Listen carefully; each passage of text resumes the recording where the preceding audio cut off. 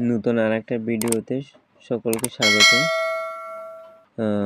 তো আমাদের জাতীয় পরিচয়পত্র দিয়ে কয়টি সিম ক্রয় করা আছে এটা যাচাই করার জন্য আমি এই ভিডিওটা করেছি। আমি আমার ফোনের হোম স্ক্রিনে চলে আসছি। এখন এখান থেকে ডায়াল করতে হবে আমাকে *16001#। আমি কলিংয়ে দিলাম। কলিংয়ে দেওয়ার পরে যে কোনো একটা সিম সিলেক্ট করতে হবে। বাংলা লিংক সিলেক্ট করলাম, তো ডায়াল হচ্ছে।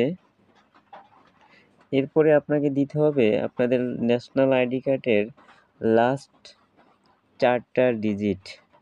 আমারটা দিয়ে দিচ্ছি, দেখেন 8479। আমি সেন্ড করে দিলাম।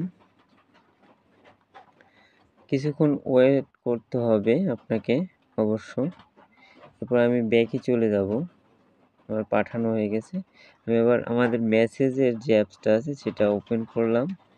ওপেন করার সঙ্গে সঙ্গে দেখেন আমার এখানে এই যে আমাকে দিয়ে দিচ্ছে আমার ন্যাশনাল আইডি কার্ড থেকে 9টা সিম ক্রয় করা আছে এবং কোন কোন অপারেটরের সিম আছে, কয়টা করে আছে তাও দেখা যাচ্ছে। এই যে দেখতেই পাচ্ছেন।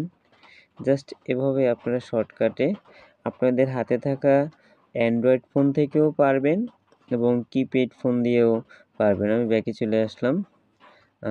এটুকুই দেখানোর জন্য এই ভিডিওটা করা হয়েছে। ভিডিওটি ভালো লাগলে অবশ্যই সাবস্ক্রাইব করে দেবেন আমার চ্যানেলটা। ধন্যবাদ সকলকে।